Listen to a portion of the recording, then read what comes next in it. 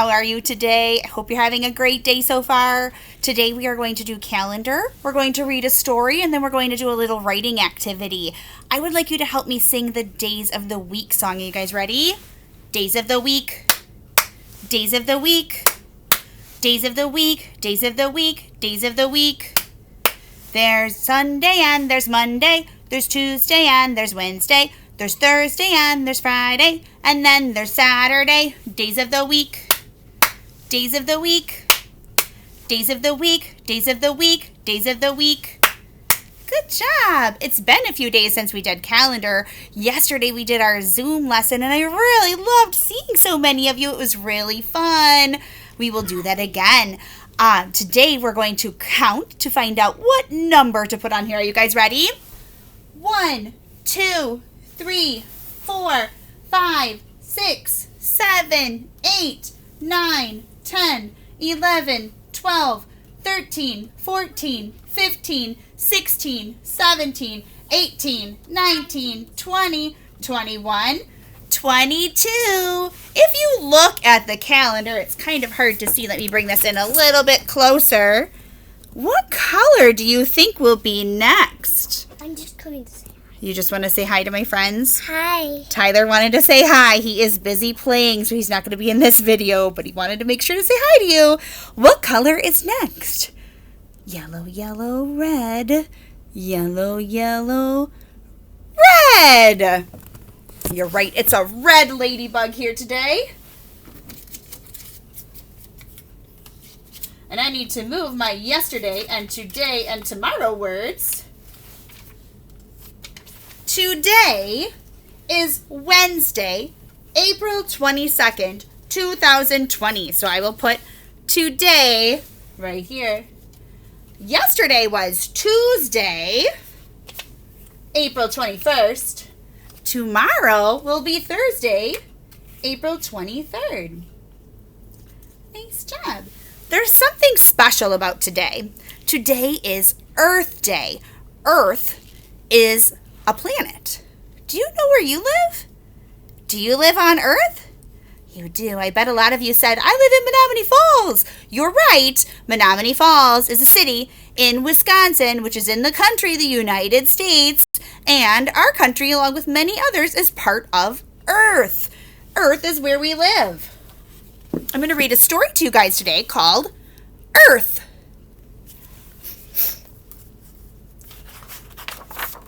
We live on a planet called Earth. It is like a big ball in space that travels around and around the sun. There are 8 other planets. Some are bigger than Earth and some are smaller. Can you say their names? Remember, the sun and the moon are not planets.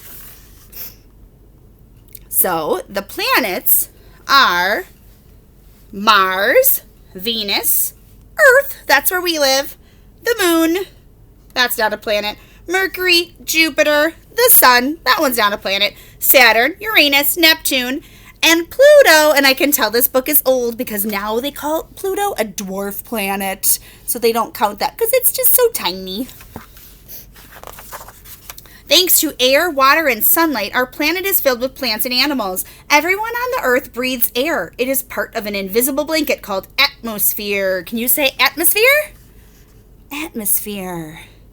That's what we breathe, the air in the atmosphere. Over half the Earth is covered by water. The rest of the Earth is covered by land. It is split into pieces like a jigsaw puzzle. These pieces are called continents. As far as we know, Earth is the only planet with life on it. That makes us special. There is life in the water, on and under the ground, up in the trees, and in the sky. Can you think of an animal that might live in the water? Maybe a fish or a duck. Can you think of an animal that might be up in the sky? Maybe a bird? What about an animal that's on land? Lots of them, right? Bears, squirrels, even us. The water we use comes from rivers, streams, and lakes, but most of the water on the Earth is found in the salty oceans. Oceans are deep and full of mystery. They are alive with plants of every color and fish and sea animals of every size. Around the middle of the earth, it is very hot and it rains almost every day. This part of the earth is called the equator. Great jungles full of giant trees grow there. Brightly colored parrots screech as monkeys swing through the treetops.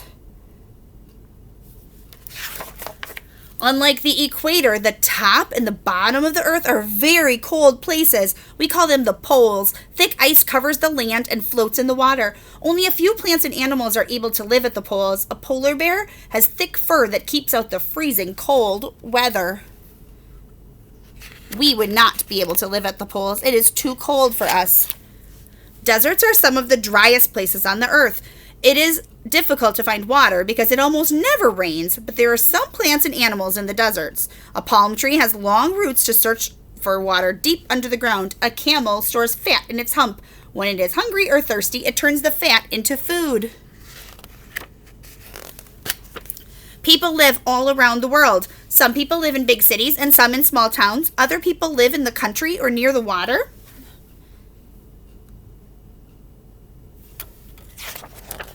If we could slice open the earth, it would look a little bit like an apple.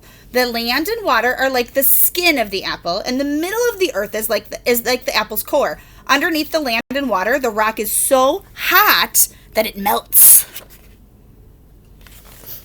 The earth is millions and millions of years old. It is changing all the time. Mountains are formed when pieces of land move together. Over time, wind and rain wear down the mountains. These things happen very slowly. Not all changes happen slowly. An earthquake is sudden. In an earthquake, the ground shakes. Go ahead, Dad. The ground shakes, and so do trees and buildings. Volcanoes can be found where the earth's skin has cracked open. Melted rock called lava shoots out of some volcanoes. We have also found ways to make changes of our own. We have learned many things by studying the earth, but if we want our planet to last 1 million more years, we have to learn how to take care of it. So, it is very important for us to start taking care of the earth. We want to be able to live here for a long, long time, right? So today, what I'd like you to do is draw a way that you can help take care of the earth. I'm going to move this back a little bit. You can do this in your journals or on a piece of paper. Let me get my whiteboard over here.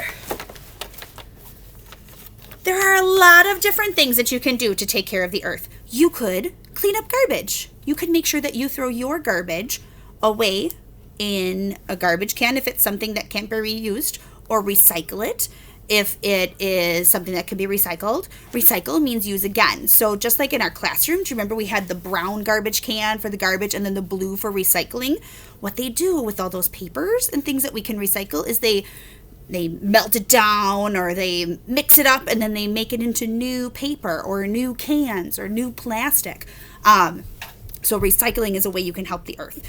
You can help the earth by using a little less water. Maybe making sure you shut off the water when you brush your teeth, or making sure that you don't take a really, really, really long shower. There are lots and lots of things you can do to help the earth. So I would like you to draw a picture of something that you can do.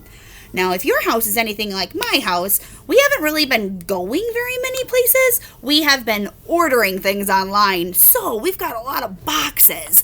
I'm going to make sure that I can recycle those boxes. So I'm going to draw a box.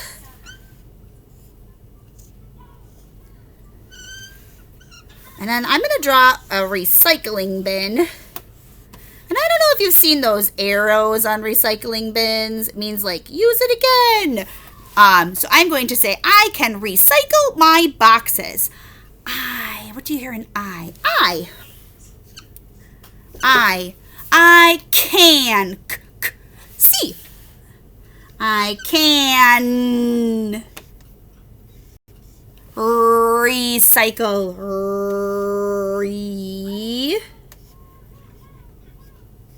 Recycle. This sounds like an S, but it's a C. Sometimes C says recycle boxes. Boxes.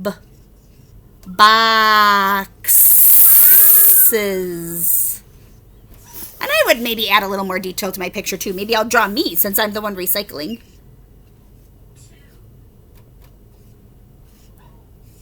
And I would use more colors. I don't have a ton of colors down here for my dry erase board. Now, you do not have to write you're going to recycle boxes. You can write about whatever you think will help the earth. That's something that you can do. All right, boys and girls, I hope you have a great day. Bye.